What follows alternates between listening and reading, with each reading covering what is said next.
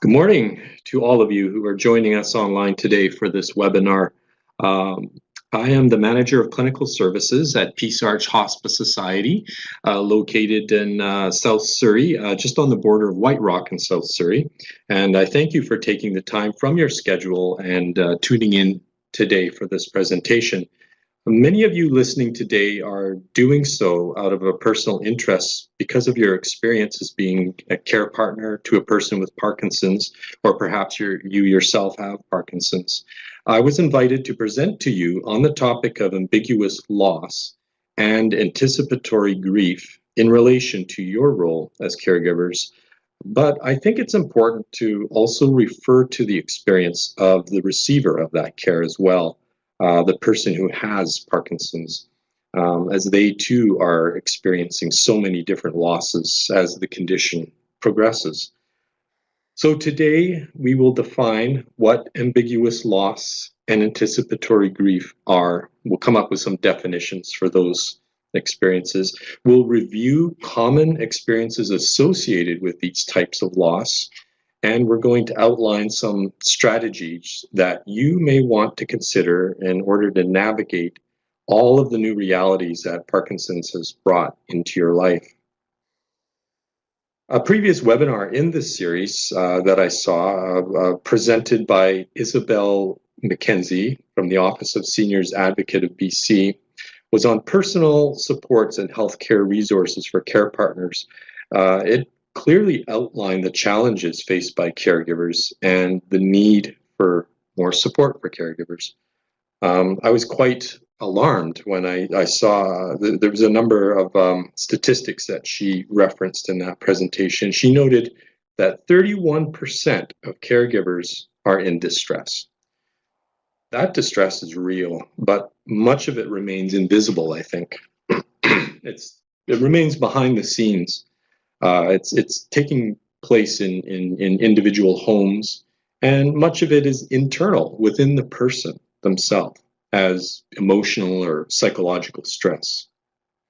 I believe that some of this distress arises from the experience of ambiguous loss and anticipatory grief. And that will be a part of the normal response of any caregiver and their loved one who is struggling with Parkinson's and all the changes that it's going to bring to their lives. So to best explore the concept of ambiguous loss, I will be referencing the work and research of Dr. Pauline Boss of the University of Minnesota. Dr. Boss coined the term ambiguous loss in the 1970s, so it's been around for quite a while. And this term has come to be used commonly in professional discourse, as well as in the general public. But before we jump into a definition of what ambiguous loss is, let's look first at what a definition of grief might be. So, grief is the natural response to the loss of someone who has died. Now, I know people will use the word grief for, that job is really giving me a lot of grief, or my boss is giving me a lot of grief, my going to the grocery store and standing up in a long lineup is giving me a lot of grief. But since being a counselor at the Hospice Society, I really like to reserve the word grief for the loss of a loved one. I think it's important to have a word that we can use for that. Grief is multidimensional.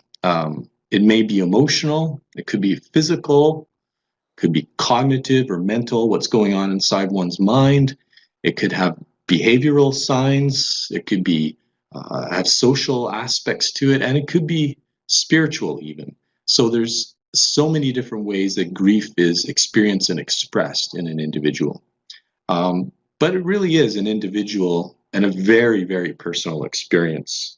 It's an internal experience. I mean, somebody could be walking down the street and they could be grieving and you wouldn't know it because it's going on inside of them, which contrasts with the concept of mourning, which we all know what mourning is, but we see mourning as more of an external expression of the internal experience of grief. So examples of mourning might be funeral or memorial services, dressing in black, let's say, or if there was an accident where someone died in a car accident, you might see a roadside shrine.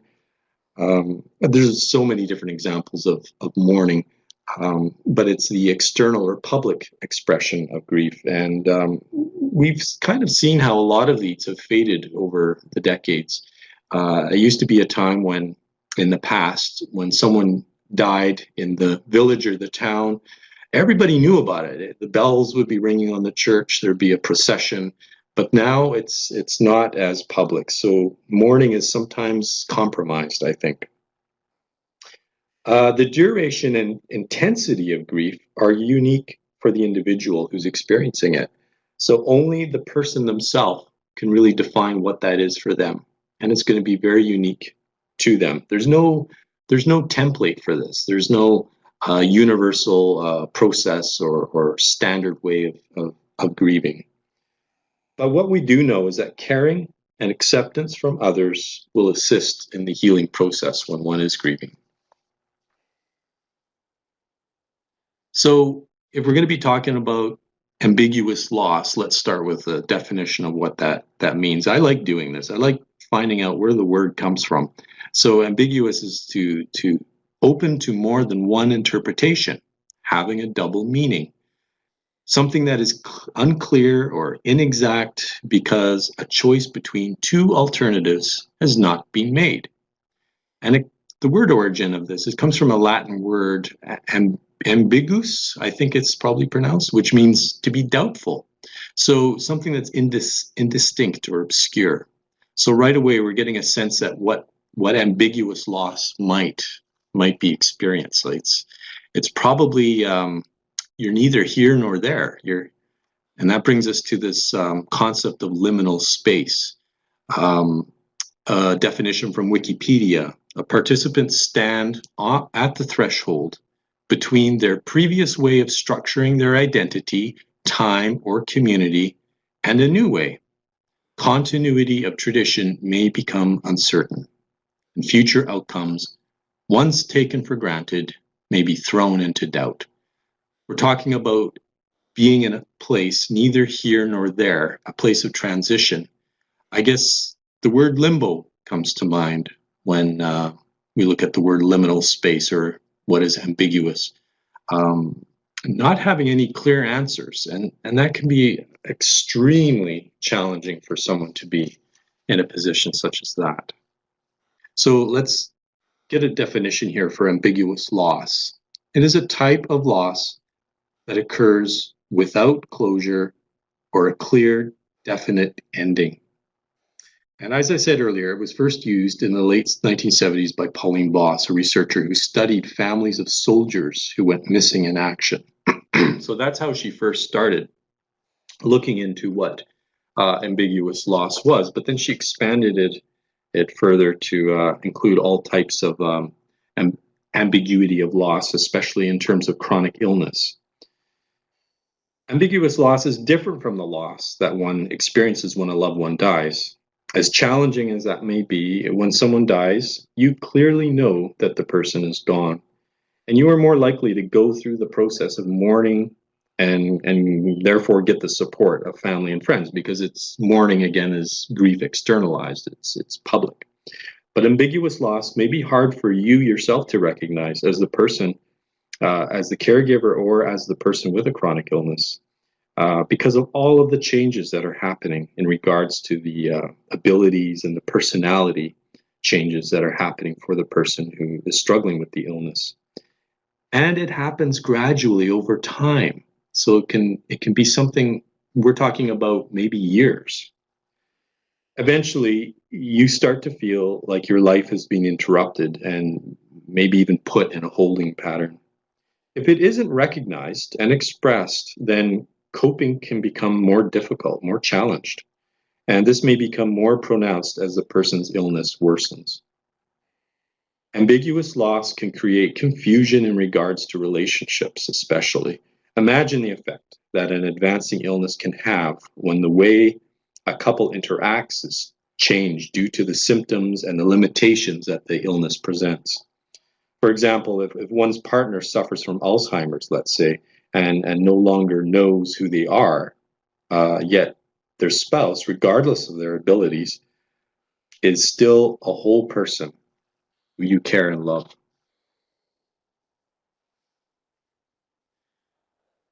It can be a response to the loss of relationship. The research of Dr. Boss outlined two different types. Someone who is physically present, but maybe psychologically absent. For example, Alzheimer's or dementia, maybe mental health illness such as depression, or drug or alcohol use. It's a situation where someone is no longer available psychologically or emotionally. Or the other type of ambiguous loss can be a physical presence with a psychological absence. So the uncertainty or a lack of information about the well-being of a loved one can cause a feeling of ambiguous loss that results in both the individual and their family experiencing emotional confusion, perhaps, compromised feelings of hope, and maybe even moving towards a sense of hopelessness. So Boss's findings indicated that often people in this situation, they weren't really being validated for their loss. And due to the uncertainty of the future and the outcome, they experienced social stigma, perhaps, social withdrawal, people withdrawing from them. They experienced physical and emotional exhaustion, and even burnout, which for a caregiver is a huge concern. So let's turn now to anticipatory grief. What is that? Anticipatory grief is grief that one may experience before an impending or imminent loss. So you know the loss is approaching, but you start to go through a grieving process before the loss actually happens. The expected death of a loved one, expected loss of ability and relationship due to advancing illness, for example. Anticipatory grief is very similar to the grief reactions that a person might experience when someone dies. It parallels the exact same symptoms. When someone has a disease or condition that is currently or may in the future permanently change them, be it a personality change or a physical ability change, the individual with the illness and the caregiver can experience anticipatory grief as the reality of all of these changes becomes more obvious and therefore more undeniable. So when we put these two together, ambiguous loss and anticipatory grief, what do they have in common, or how can we see these? The normal reaction to an uncommon loss experience. So we're talking about something maybe that we can term extraordinary. It's different than your typical loss because of all the changes and the specifics. It can compromise relationships, obviously. It's going to have an impact on how everyone connects, partners and family and friends. It can result in what we call complicated grief. So complicated grief is something that stretches on for a long time and it doesn't have an easy resolution. It can impact a person's ability to participate fully in life, and it can compromise one's ability to cope overall. Chronic illness places extra demands on an individual and a caregiver, and this can cause tension in so many different areas. They may be faced with having to make so many big decisions regarding medical interventions, changes in their home environment, plans for the future. They may not be able to avoid worrying about that future that in many ways is unknown to them, yet carries anticipatory aspects of what may be. For example, there could be changing family roles and relationships happening. Family members may feel frozen as they miss the person as they used to be as the illness advances, and yet the person is still there. So they stand within that state of ambiguity. Families differ, of course, in their ability to adapt to the uncertain situation with chronic illness. Families cope with loss in different ways, depending on their cultural background, their family background, their values, their personalities, and what resources of support that they have available to them. So it's important to address any challenges in coping that may have to reduce the vulnerability to dysfunction in the family and the risk of family conflict. We're going to be talking about how to address that in a little bit.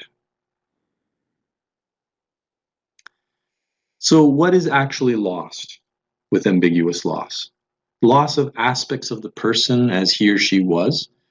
We could be talking about personality, aspects of personality, emotional expression, or physical ability, resulting in a changed relationship and changed sense of attachment. The loss of identity.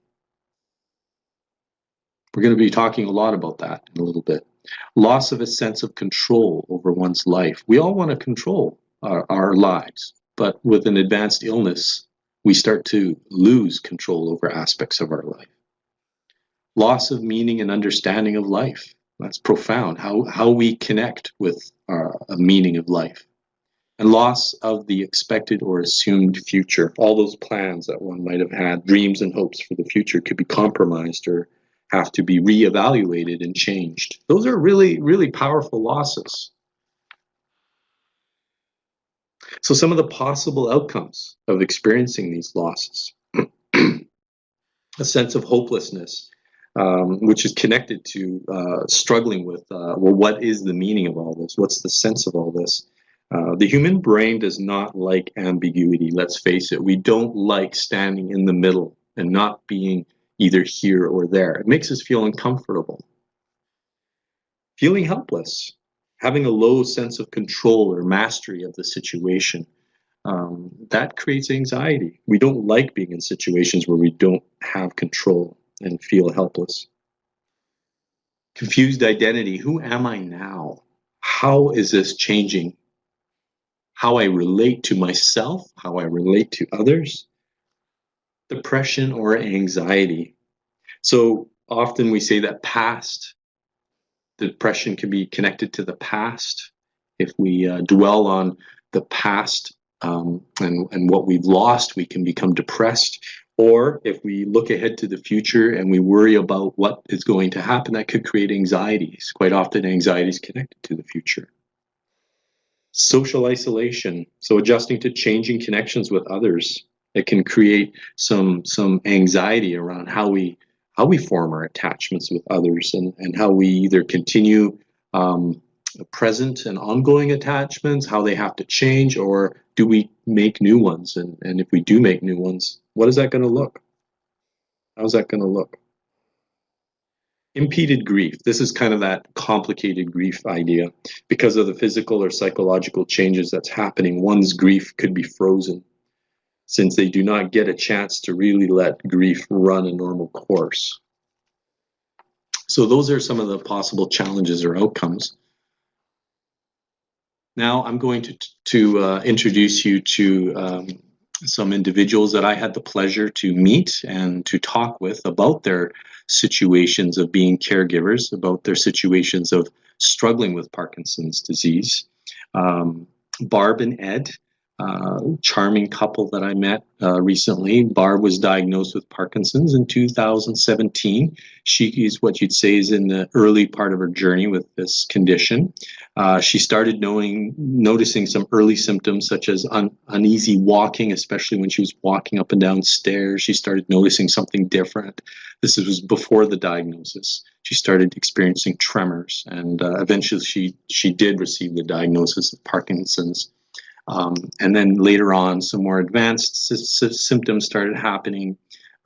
Eating certain foods she noticed was different for her. She started feeling more fatigue to the point of where she starts to experience having good days and sometimes bad days. And Ed, being her care partner in this journey, is by her side through all of this. Sharon and Dawn. Sharon was diagnosed in 2005, so she's much further along in her journey of Parkinson's.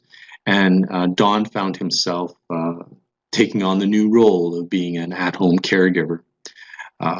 They were able to manage things at home for a while, but then they moved into an assisted care facility together and lived there for many years.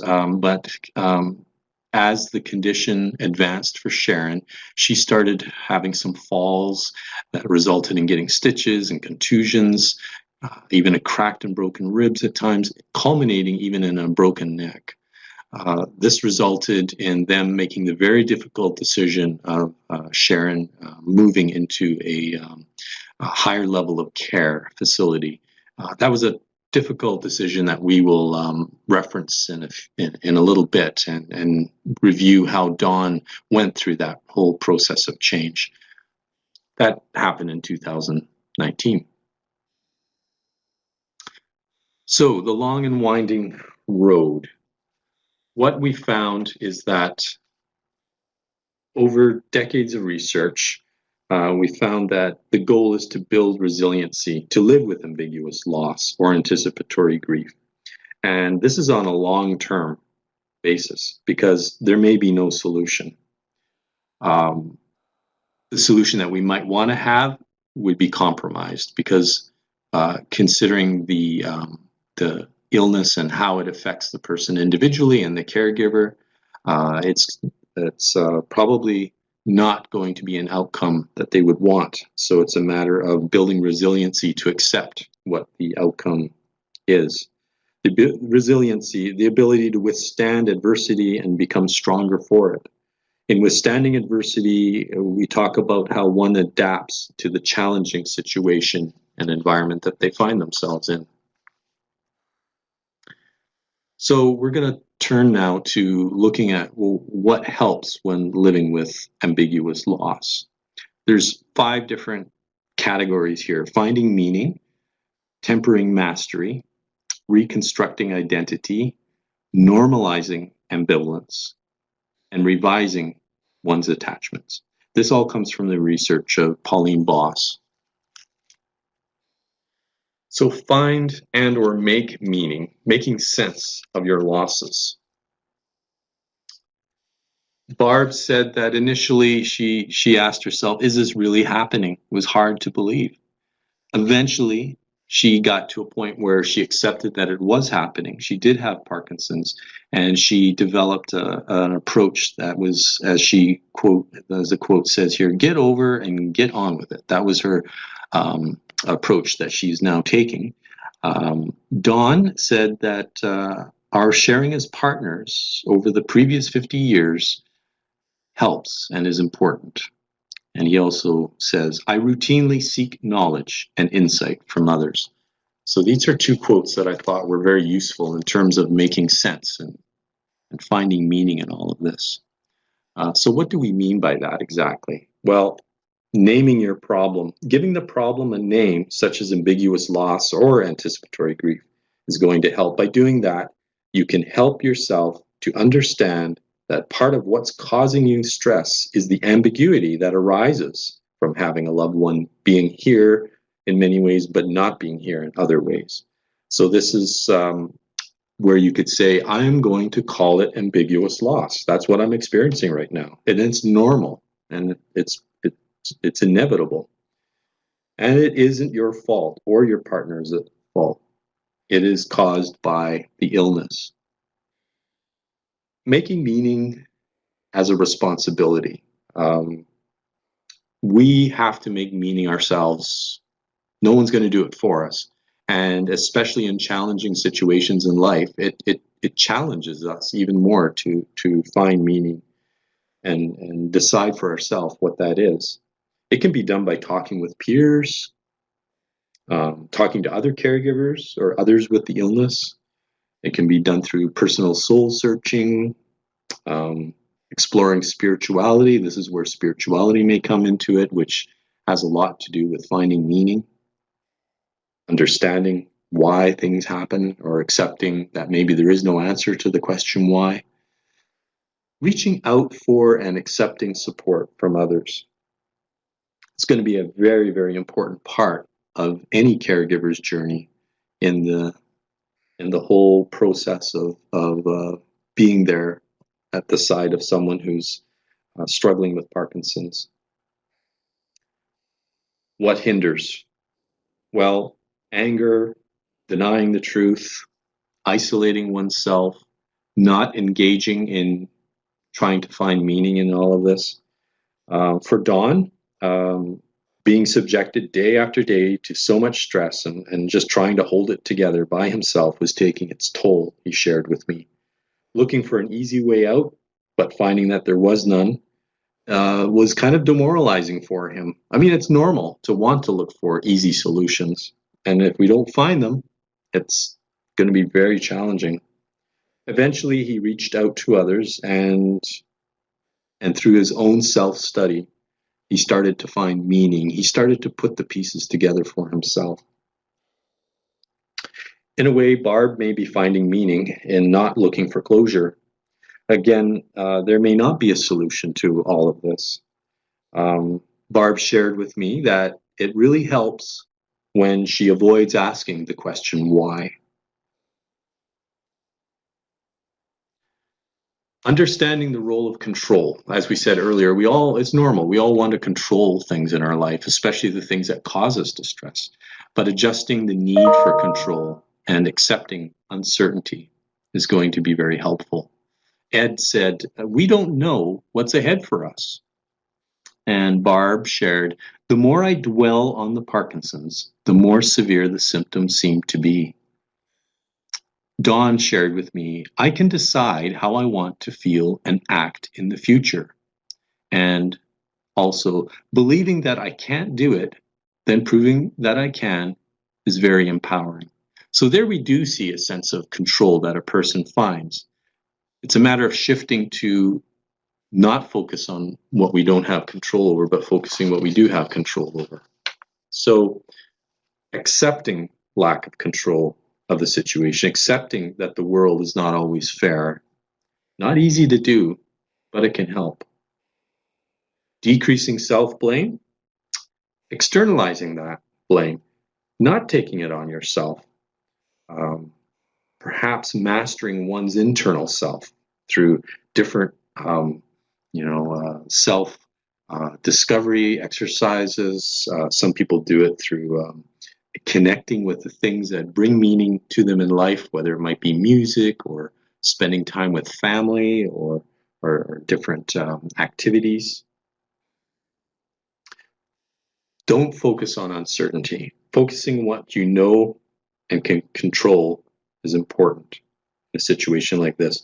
Dawn said that there is no way I can change what has happened, but I can decide how I want to feel and act in the future. And being positive versus negative is always more powerful and empowering. I continue to quote him. By giving up control, one can experience more learning and reduce fear. Mastering one's internal self is important. That's a quote from Dawn. So we don't want to focus on uncertainty. Increasing the family's tolerance for the stress of ambiguity and unanswered questions is going to be helpful. Helping oneself live with a less than perfect outcome. Barb and Ed hope it doesn't advance too quickly, obviously, but they don't focus on the uncertainty of that. They just take it day by day and enjoy each day as it comes. They have adjusted their travel plans. They've scaled down and what they can do and refocusing on short distance trips and maybe even adjusting what they can do in terms of traveling. Barb still drives, but only during the day now and for very short distances. She had to accept new limitations when she couldn't complete a favorite walk in the park recently. And she said, I won't be doing that again. So she accepts that and realizes that she can't go on those walks like she used to, but she could still go on shorter walks. So what hinders in all of this? Well, we found that negative thinking will hinder. It can be self-defeating for a person. Seeing yourself as a failure, if you blame yourself, if you focus on yourself as a cause of this, that's not going to help. It's something that is external to yourself in the sense that it's not you causing it. It's a condition of Parkinson's causing it. and assuming that you should be over it already, be over it by now. Well, that's not fair. This is a journey, and it's a process of continuing adjustment to it. So now we turn to identity. Who am I now? Weathering the change of identities. Dawn said, one must be both honest with oneself and realistic as one goes through this process of change. And Ed, as the caregiver, said, I'm learning some new things and I'm trying new roles. That's going to be an inevitable part of being a caregiver. So be honest about the changes in yourself and in others. Barb has been experiencing nausea from the medication that she has to take, and she's having to commit to a changed approach to exercising. She doesn't, always want to have to do the exercises, but she knows that she has to continue to do that to help reduce the progress of the condition. And Ed is doing more household work. So he's adjusting his role as a caregiver. He prepares dinner ingredients under the direction of Barb. And then Barb is still able to do the cooking. But by being there and participating in what happens in the kitchen, Ed is learning how to prepare those meals, which he may eventually want to start doing himself for both of them. So to manage the stress of caring for someone with a chronic illness, changes are needed in what the caregiver and other family members are doing, and changes to what they previously did. It's inevitable that there will be changes in family roles. So some questions like, what tasks are you now responsible for? What tasks has the person with Parkinson's lost and can't do anymore? How do you manage all these changes? What decisions and adjustments are going to be needed, and how are you going to make all that happen? Is there agreement in the family about who should share in the caregiving? Can you find ways of sharing the tasks with others? So all of this will require a lot of open and honest communication with everyone involved. It's important to talk about these changing roles rather than have it, an unsaid or unexpressed reality. Discuss what rules may exist in your family regarding who is expected to do what. And this is a place where children and teens can be included. So younger family members can be included in these discussions. Quite often, we may not realize that they have some really interesting insights to share in all of this, and they want to be part of the whole process too. So grandchildren might be able to provide some pretty creative insights. Finding supportive family members, maybe finding creating a whole new family of sorts, maybe through shared experience of. I know that there's support groups that Parkinson's BC has available, so people are connecting with a whole new support group and social connections through that. That could also help. And being open to the change. There is resistance to change. It's normal. It's part of being human. We don't like change, especially if it's change that carries unwanted aspects to our life. But being open to that, if we're open to all of the change, then we can open ourselves to positive aspects of the change as well. But what hinders us in this situation? Not wanting to change who you are or what you do. That can be a challenge. I'm going to refer to Don's experience as his caregiver to his wife with Parkinson's. He felt guilty for transitioning his wife to advanced professional care, even though it was obvious that it was time and his own health was beginning to suffer. He saw it as his role to be her primary caregiver right to the end, but now he has returned to his old self. He's healthier, he's feeling less stress, he feels more optimism, and he's feeling more relaxed. And because he's feeling all of this, he's able to be there for Sharon in a much more meaningful way in some ways, in a much more emotional way. He has also accepted the fact that it is not what either of them wants, but it is how it has to be. he realized that he had to take good care of himself first in order to take care of others. And he realized that he had to reach out for support and help from others. This may be a big change for one's identity, especially if you're used to doing things on your own and you're not used to leaning on others for support. But this is a time to do that. We live in a community. We are all connected, and it's an opportunity to receive support from others. Imagine all the support that you've given to others over the years. Now it's your turn to receive some of that support back. So here we come back to this concept of ambivalence and ambiguity. It's normal. Managing the storm of emotions and thoughts, though, is going to be helpful in that experience. To quote Dawn again, my greatest fear was not being able to see an end to my situation. The stress and anxiety of our difficult daily existence produced anger. Okay, so we're looking at some of the emotional experiences of being in this place of ambiguous loss. So first and foremost, normalizing anger and guilt is going to be very helpful. It's a normal part of the experience. It's not a bad thing to feel anger. Anger is there for a very good reason. It motivates us to make some changes, perhaps. It helps us to focus on what our attention needs to go towards. But the important thing is not to release it or let it be expressed in unhealthy ways, which could be harmful.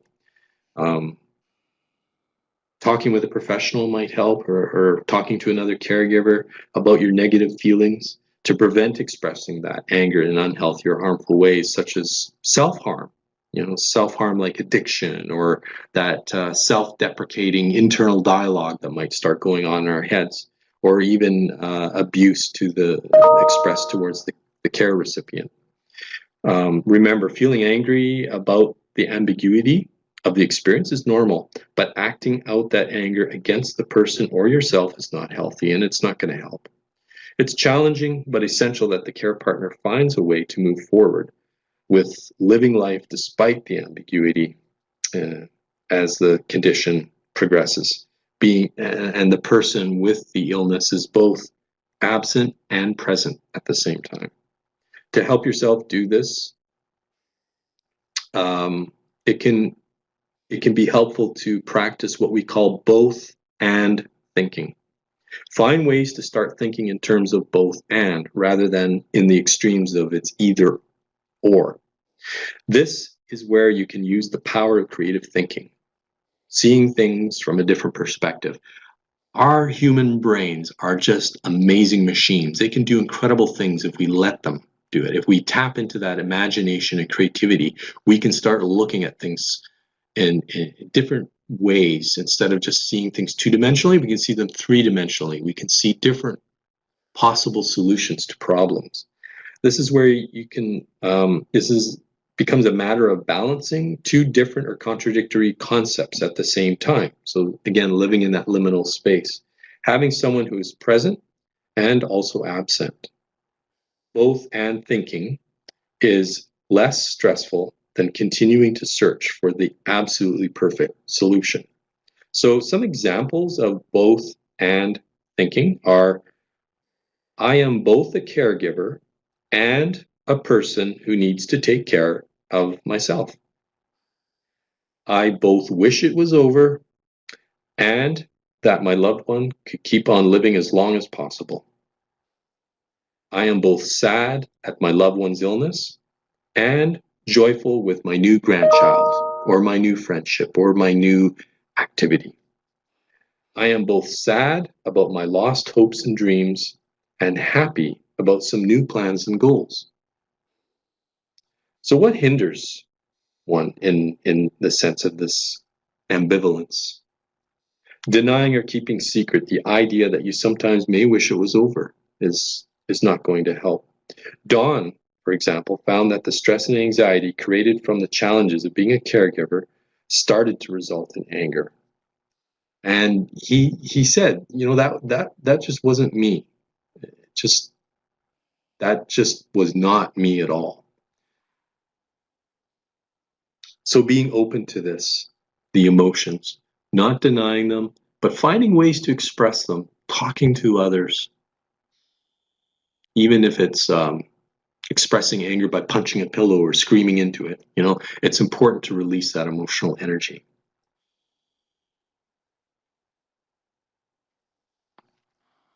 Transforming attachments. How can you adjust to the changing ways of staying connected? Dawn said, I really do miss my wife, who and what she was before the Parkinson's, but there's nothing I can do to change that other than to recall and cherish the good memories.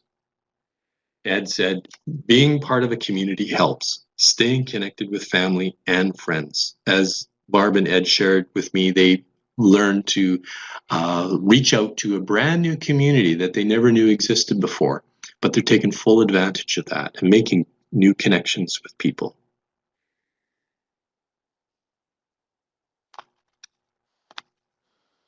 So recognizing and accepting the changing aspects of the relationship. Adjusting how you spend time with others. Strengthening the bonds with family and friends. And being open to new connections. That is all going to help, as, again, we're using a new way, a creative way to approach all of this, transforming one's attachments. And I see some comments here about how guilt can be part of the whole process. That's a normal feeling to have. Expressing that in some way is going to be helpful. And some of you have found being part of a support group has been very helpful to you. That's excellent. Recognizing that your loved one is both here and gone. Grieving what you have lost. Recognizing and celebrating what you still have. So standing in that liminal space, but participating with both aspects of it. Finding new human connections. We, as human beings, that's what we do. We connect. We form bonds with one another. And sometimes we're finding that we have to reach out to a new community at a time like this as caregivers. Do not withdraw from and cancel social gatherings with family or friends, but now is the time to strengthen those bonds, but accept that and help them, your family and friends, to understand and accept that how you connect might have to change. Might have to be scaled back one way or another. You may want to start by looking at ways to simplify those gatherings with people that you care about. For example, like how to celebrate birthdays or traditional holidays or religious events and rituals. So don't be afraid to suggest changes and explain to family and friends that, you know what, we're going to have to make some changes in how we do this. We don't want to disconnect. We want to stay connected, but we might have to do that in a different way now. So what hinders a person in this process of transforming their attachments? So holding on without finding new attachments. So refusing to look at the options of finding new connections with a new community. As some of you are noting here, connecting with a supportive group is very helpful. Isolating oneself is not going to help. Disconnecting is not going to help. It goes against human nature. It's been proven over and over again that human connection helps to lower stress in times of adversity. But that involves honest and open communication with those people in our social circles.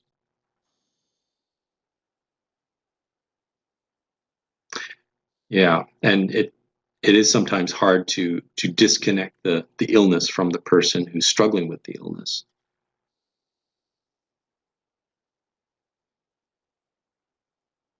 So redefining hope. Discovering new landscapes of hope in a world of ambiguity. So Ed says, and I love this quote, we'll keep traveling until the wheels fall off. There's a sense of we're not giving up until we have to adjust, until we're forced to. So there's a great sense of optimism in there, but also at the same time acceptance that, the wheels are going to start to slow down. And when that time comes, we'll deal with the changes as they come, as he says in his next quote there. There's a lot of power in that. So increasing comfort with ambiguity. Before becoming more comfortable with ambiguity, laughing at absurdity, redefining justice, finding something you can control or master to balance with that not knowing or the unknowns of life, accepting that good enough condition. It's not going to be perfect. We don't have a definite solution or a favorite solution or outcome, but what we have is good enough. Letting go of the need to have the answers or having certainty. We've been talking a lot about that, of readjusting our expectations and accepting that, okay, this is part of being human. I don't like having to not have control over things, but I'm going to find ways to accept that and focus on what I do have control over and what I do have answers for. Adjusting expectations is also a big part of it all, isn't it? Don's experience was the physical and mental challenges of his relationship were starting to affect his health. It just about got to the point where he was going to have to sacrifice himself in order to save his wife. He got to that point. He reached that limit, and he stopped himself from going down that path. He engaged in some self-work and some soul-searching and reaching out to supports. He changed a win-lose scenario, as he put it, to a win-win scenario. So adjusting our expectations, being realistic, it's going to help us, and having that open communication with everyone involved. What's going to hinder? Well, again, isolation. Isolation is not going to help us.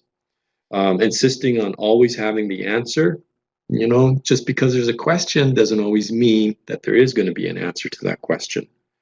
I think we go through school believing that there's always an answer. We're kind of conditioned to believe that there's always an answer to a question. If a question's asked, there's always got to be an answer to it. I'm not so sure that that's true. I'm not so sure that life presents that. Meaning and hope are influenced by one's cultural beliefs and values. Reconnecting or connecting more deeply with one's personal cultural beliefs and values. It might be spirituality. That could all help. We know that the majority of people suffering from loss can recover with family and community support. That's proven through research. We know that. For Barb and Ed, they found that people are actually very helpful. When they reach out, they get support. And they're open to receiving that. So we've gone over some of the challenges of ambiguous loss and anticipatory grief. We've talked about some of the approaches, some of the ways we can face those challenges. So in summary here, naming it makes coping easier. Call it ambiguous loss. I don't know how many out there have used that term or were aware of that term, but call it what it is. I'm experiencing ambiguous loss. I am experiencing anticipatory grief. Ambiguous loss is more than just an individual experience. It's not something that you do alone. It's embedded in a community. So there is a resource for support and understanding. It's not something that we're alone in. Ambiguous loss can change relationships, undoubtedly, and it will in very profound ways with family and friends and our social connections. So being accepting of that, being prepared for that, but being open to that those changes don't always have to just be negative, that there could be positive change in there if we open up dialogue and let people know what we need and what we hope for and what we want. Being flexible in one's thinking style and perspective. can really help to create meaning and new avenues of hope. This is where we are talking about using our amazing brains that we have and our open hearts and our way of looking at things from different perspectives. Where if ambiguous loss is a state of being neither here nor there, then what are we going to do with that? How are we going to look at all of the different ways of being in that situation? Because there's always going to be options. There's always going to be different ways of approaching something that is a challenge for us in life. It's not just one way. Okay, I think what we can do now is, if anyone has any questions or any comments that they would like to share, we have a few minutes left. If anyone would like to ask any questions or share any comments. Yes, adult day programs and short-term respite care. So finding out what's available and then taking advantage of those supports. Yeah, so there's currently some restrictions about how to access some resources out there, and hopefully that won't last too much longer.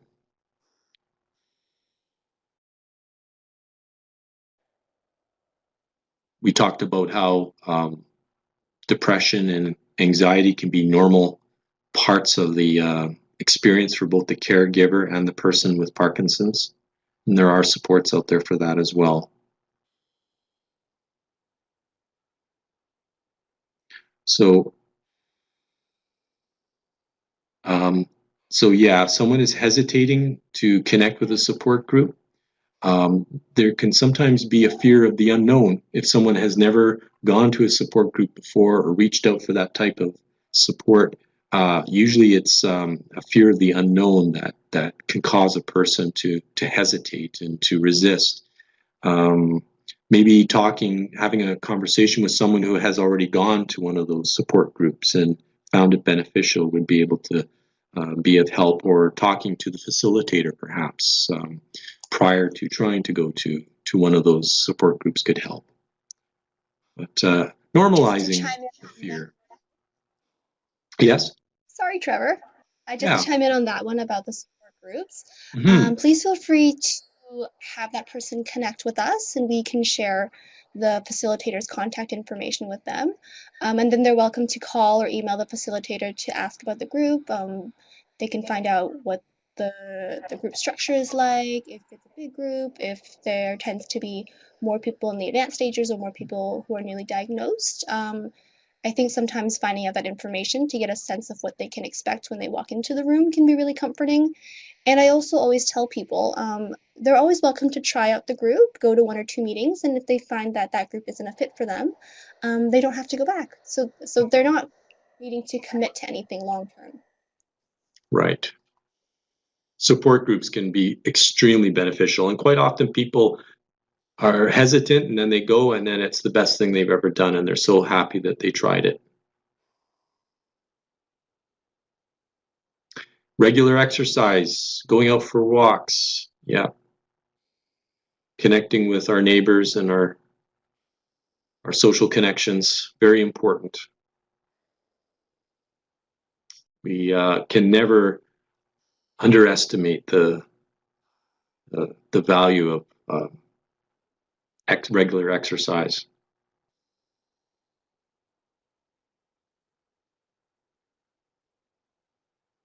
Any other questions?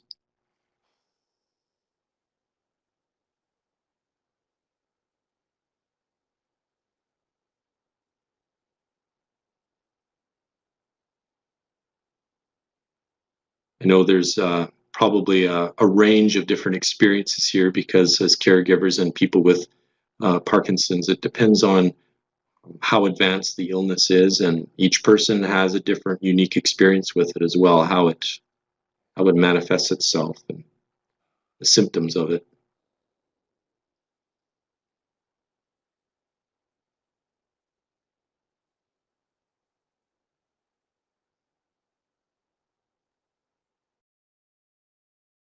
Well, yes, you're very welcome. I'm glad you enjoyed the presentation. I hope you learned some things and found it beneficial.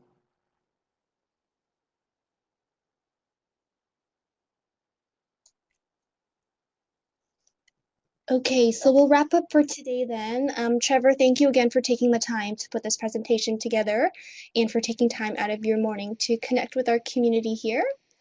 And Oh, again, thank you thank you very much. for taking the time to be here. I did also want to mention, I know we've just been talking about support groups.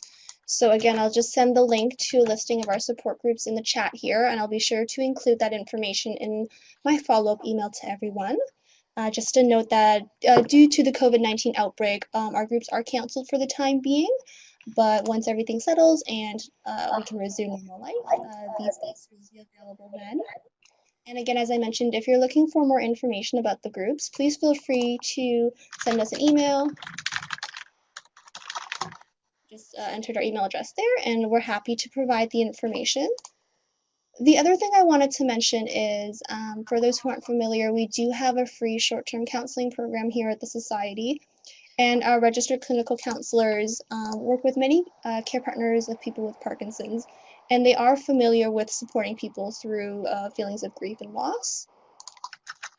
So that program is available. This program is still available, even though we are all working remotely. The service is provided over the phone.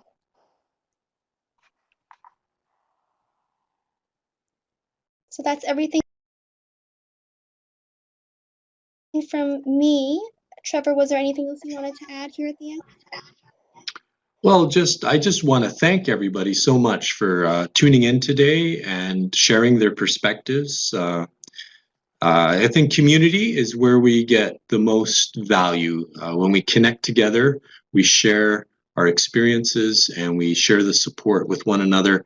That's where that's what's going to really help get through these